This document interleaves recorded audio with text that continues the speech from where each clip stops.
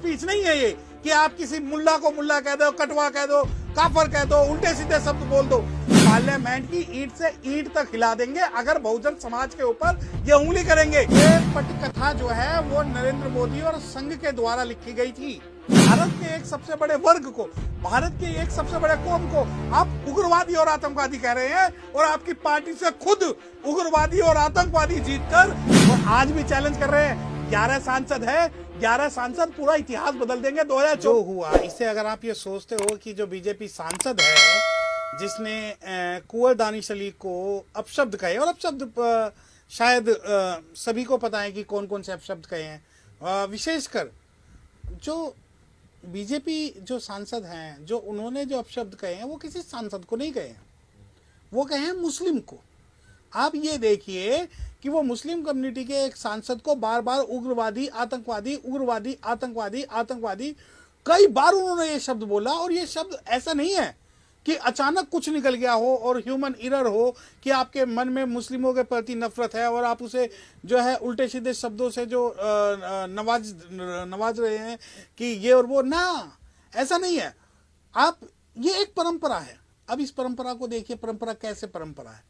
क्या आपको लगता है कि ये सारी चीजें अचानक हुई है कि पार्लियामेंट में बीजेपी का एक सांसद जो दिल्ली से सांसद है वो मुस्लिम कम्युनिटी के एक सांसद को खुल के गंदी गालियां भी देता है, आतंकवादी भी बोलता है, उग्रवादी भी बोलता है, और वो ये दिखाना चाहता है पार्लियामेंट को कि ये पार्लियामेंट किसी ये कोई पार्लियामेंट नहीं है, जनप्रतिनिधियों का कोई जगह नहीं है, बल्कि इनके जो है इनकी खानदानी कोई जमीन है जहां पर ये जिस मर्जी को चुप कर सकते हैं और जिस मर्जी को जो मर्जी बोल सकते हैं। अब सवाल यहां आता है कि क्या ऐसा क्यों? मैं आपके चैनल के माध्यम से ये बात कहना चाहता हूं कि ये पटकथा जो है वो नरेंद्र मोदी और संघ के द्वारा लिखी गई थी, क्योंकि भारत की पहली पार्लियामेंट की प्रोसीडिंग जो कल थी वो 21 सितंबर को थी, और 21 सितंबर को जब पहली प्रोसीडिंग्स होती है तो आप ये देखिए कि पहले नरेंद्र मोदी बोलते हैं, नरेंद्र मोदी के बाद में जब इनका नंबर आता है ये बोलते हैं, और ये खुलकर जो बोलते हैं, खुलकर सिर्फ और सिर्फ ये टारगेट करते हैं कि मुस्लिम कम्युनिटी के जो बसपा के जो सांसद है कुंवर दानिश अली के बारे में जब ये बोलते हैं तो ऐसा नहीं है कि और जो सांसद वहां बैठे थे। आप ये देखिए कि इन्हीं की सत्ता पक्ष के और भी सांसद जो हैं इनका समर्थन कर रहे थे। अब सवाल उठता है कि क्या पार्लियामेंट के अंदर ऐसा हो सकता है? हाँ, बिल्कुल हो सकता है। पार्लियामेंट के अंदर अब बहुत कुछ होगा, क्योंकि जो पुरानी पार्लियामेंट थी वो लोकतंत्र पे आधारित थी, वो उसमें वो जनप्रतिनिधि थे। परंतु नई पार्लियामेंट को जब ये सेंगोल आपको पता होगा कि एक डंडा लेकर आए थे कि भाई ये डंडा है, अगर आप बोलोगे तो इससे दंड दिया जाएगा। जब पार्लियामेंट का ये उद्घाटन सेंगोल से करते हैं तो इन्हें ये बताना चाहिए था कि इस पार्लियामेंट में SC ST OBC माइनॉरिटीज के लिए कोई भी जगह नहीं है। और आज मैं आपके चैनल के माध्यम से बात खुल के कह सकता हूं कि दुनिया के अंदर जो विश्व की सबसे बड़ी डेमोक्रेटिक जो सिस्टम है वो भारत के अंदर है, और उस डेमोक्रेटिक सिस्टम के अंदर अगर भारत के मुस्लिमों को इस प्रकार गाली दी गई है तो इस बात का जवाब सिर्फ और सिर्फ नरेंद्र मोदी से लेना चाहिए कि क्या कारण है कि नरेंद्र मोदी अपनी कमियों को छुपाने के लिए इस प्रकार के सांसद को आगे करते हैं ताकि जो इनकी कमियां हैं वो छुप जाए। और वहीं जब इंटरनेशनल लेवल पे कोई जैसे ये G2 हुआ था अभी दिल्ली के अंदर, इस G2 के अंदर जब मुस्लिम प्रतिनिधि आए थे तो उसके बाद ही इनके गैंग का एक गुर्गा पकड़ा गया था जिसने नूह में दंगे करवाए थे। और आज जब ये जो सांसद है जो गाली देते हैं, इसके खिलाफ सिर्फ शो कोज नोटिस करना ये कहीं ना कहीं इनका आपसी षड्यंत्र है, क्योंकि इन्हें तुरंत चाहिए था ना केवल उसे पार्लियामेंट से एक्सपेल कर। वार्निंग तो दे दी गई ना कि अगर सख्त हिदायत दी कि अगर नेक्स्ट टाइम ऐसा हुआ तो कार्रवाई होगी। तो ये आप इसको कार्रवाई मानते हैं क्या? फिर कल को अगर पार्लियामेंट में आप शेड्यूल्ड कास्ट को, शेड्यूल्ड ट्राइब को और माइनॉरिटी अगर ये काम पार्लियामेंट में करेगी तो सिर्फ क्या आप उनको, मैं एक बात बताऊं, अगर कोई मुस्लिम या कोई शेड्यूल्ड कास्ट अगर इनके किसी सांसद के बारे में ऐसी भाषा करता तो जैसे दिल्ली में इन्होंने दंगे करा दिए थे, दंगे करवा देते। और अगर आप सोचते हैं कि वार्निंग, आपका सवाल है ना, वार्निंग दे दी, अगर आपको वार्निंग ही देनी है तो तुरंत ही इसे बीजेपी की सदस्यता से अगर आप एक्सपेल करते हो तो हम मानेंगे कार्रवाई हुई है, वरना ये जो नूरा कुश्ती या नोटंकी है ना वार्निंग की, ये हमारे साथ मत खेलिए। क्योंकि संविधान के जिस प्रावधान के अंदर इन्हें जो आर्टिकल 192 है और 105 के अंदर में जिसमें इम्यूनिटी प्राप्त है, वो एब्सोल्यूट नहीं है कि हम वार्निंग देंगे और खत्म हो जाएंगे। मैं आपको बता दूं कि ये जो पटकथा है, इसके अंदर अगर आपको सोचते हो कि इस सांसद का जो भी सजा है वो सिर्फ वार्निंग है, तो वो बिल्कुल गलत है। क्या सिर्फ अनपार्लियामेंट्री शब्द बोलकर इसको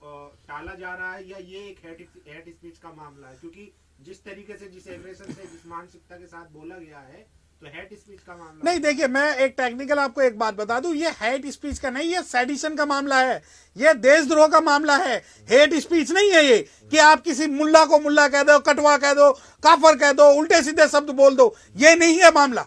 मामला यह है कि भारत की जब पार्लियामेंट शुरू हुई, भारत का जब पहला दिन शुरू हुआ, पार्लियामेंट का इतिहास शुरू हुआ, उस इतिहास वाले दिन आप जानबूझकर भारत के एक बहुत बड़े वर्ग को आप टारगेट करते हो, एक मानसिकता से टारगेट करते हो, क्योंकि आपको पता थी कि अगर यहां शेड्यूल कास्ट बोलेंगे तो यह सांसद ऐसे बोलेगा, और अगर मुस्लिम बोलेंगे तो यह सांसद ऐसे बोलेगा। यह सिर्फ हेट स्पीच का मामला कहां से आ गया? अगर आप कहते हो हेट स्पीच है, तो पार्लियामेंट के अंदर रोज आप नंगा नाच करिए, उड़ाइए मखौल, उड़ाइए, इस लोकतंत्र की हत्या कीजिए। यह सिर्फ लोकतंत्र की हत्या नहीं है, बल्कि पार्लियामेंट्री सिस्टम के अंदर जो ये नई जो ये विचारधारा, अगर इस मामले पे अगर बीजेपी अपना रुख साफ नहीं करती और बीजेपी न केवल पार्टी से बल्कि उसकी सदस्यता भी अगर नहीं कैंसिल करती, तो ये मानिए कि ये नई पार्लियामेंट को कुश्ती का अखाड़ा बनाकर इस पार्लियामेंट सिस्टम को ये जो है बदनाम करेंगे। आप कह रहे हैं सेडिशन का, लेकिन जो स्पीकर हैं वो तो हेट स्पीच भी मानने को तैयार नहीं है। वो कह रहे हैं कि अनपार्लियामेंट्री और हमने उनको हटा दिया, जो ऐसे लफ्ज उन्होंने देखिए, उन्हें मैंने क्या बताया, नूरा कुश्ती है कि भाई हमने जो उनकी जो स्पीच है उसे प्रोसीडिंग्स को हमने रिकॉर्ड नहीं किया।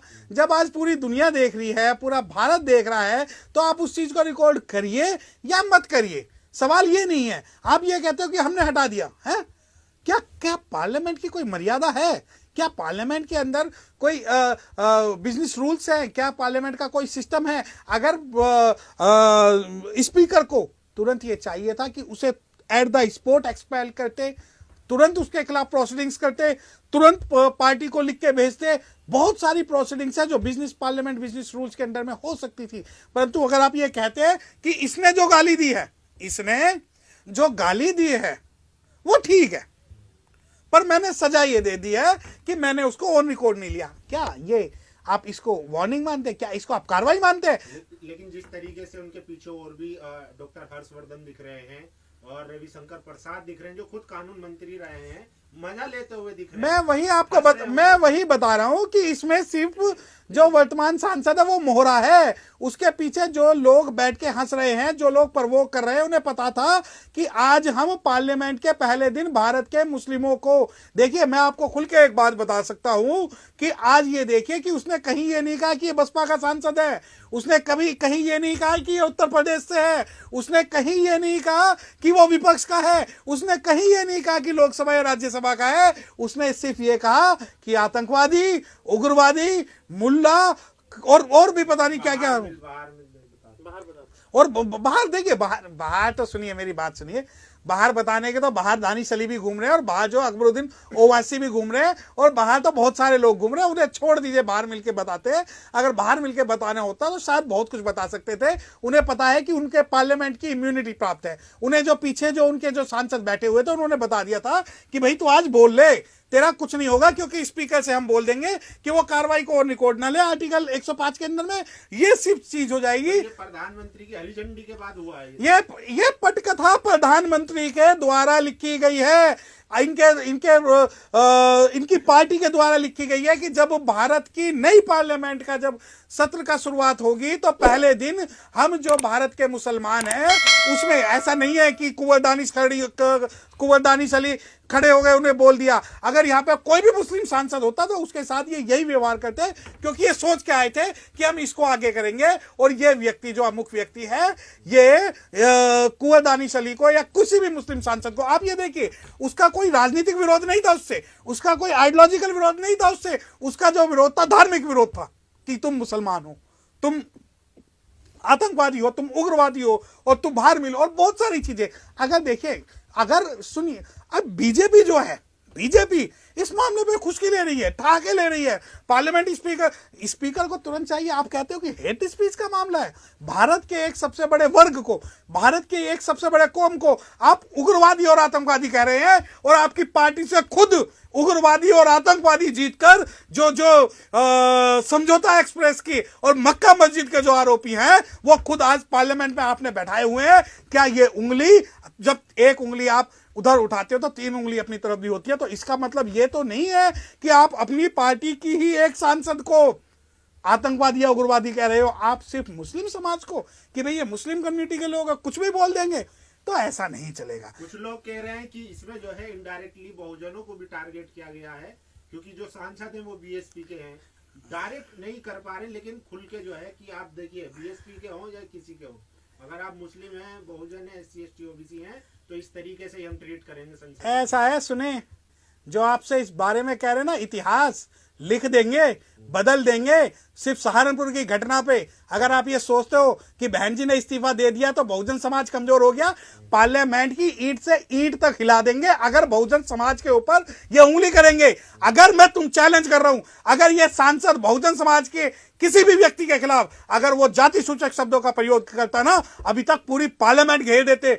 परंतु उसने जो ये शब्द इस्तेमाल किए हैं वो बसपा सांसद के खिलाफ नहीं किए, एक मुस्लिम सांसद के खिलाफ किए हैं। वो भी तो बीएसपी के सांसद नहीं, अब नहीं, मैं वही बात कर रहा हूं कि जब राजनीतिक तुष्टीकरण की बात आती है तो कांग्रेस भी कहेगी कि बसपा के सांसद हैं, आरजेडी भी कहेगी बसपा के सांसद हैं, समाजवादी पार्टी भी कहेगी बसपा के सांसद हैं, कांग्रेस भी कहेगी बसपा के सांसद हैं। परंतु जब मुस्लिमों की वोट लेने की बात आएगी तो कोई ये नहीं कहेगा कि हम मुस्लिम के साथ नहीं है। आज जब कुंवर दानिश अली को अगर गाली दी गई है तो वो बसपा सांसद होने के नाते नहीं बल्कि मुस्लिम सांसद होने के नाते दी गई है। दूसरी बात, बहुजनों का टारगेट, अरे पार्लियामेंट में ना एक बहुजन समाज पार्टी ने एक वोट से सरकार गिरा दी थी और आज भी चैलेंज कर रहे हैं। 11 सांसद है, 11 सांसद पूरा इतिहास बदल देंगे 2024 में, परंतु कमी मुस्लिम समाज की है।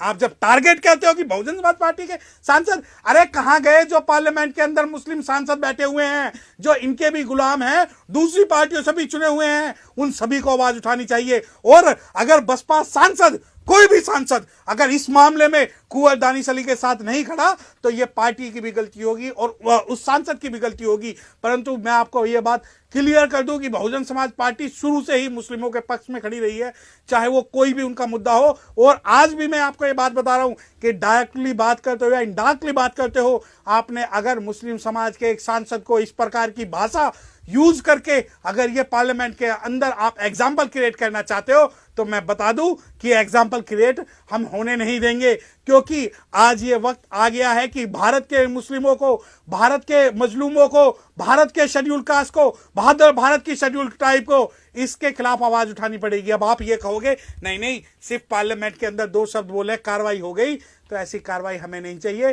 क्योंकि अगर सिर्फ उनका भाषण जो है रिकॉर्ड ना करना ही कार्रवाई है तो कल को मुस्लिम समाज भी खुलकर आपको इसी भाषा का प्रयोग करेगा जिस भाषा का आप प्रयोग कर रहे हैं।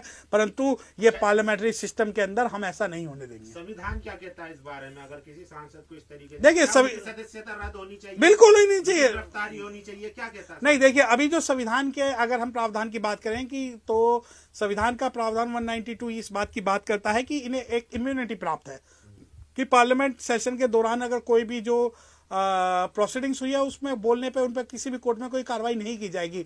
परंतु इसके अंदर जो पावर है वो स्पीकर के पास है, स्पीकर के पास है। अगर स्पीकर अगर चाहे तो उसे तुरंत एक्सपेल भी कर सकता है, और स्पीकर अगर चाहे, मैं आपको बता दूं, ये टेक्निकल एक चीज बता रहा हूं कि स्पीकर अगर चाहे तो क्रिमिनल प्रोसीडिंग्स भी शुरू करने के लिए परमिशन दे सकता है सांसद के खिलाफ।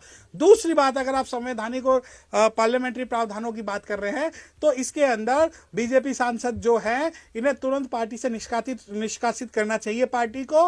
उसके बाद ही वो पार्लियामेंट के अंदर कोई भी जो प्रोसीडिंग्स वो की जानी चाहिए। बल्कि जो स्पीकर का जो रवैया है कि हमने इनकी प्रोसीडिंग्स नहीं ली, उससे मैं बिल्कुल सहमत नहीं हूं।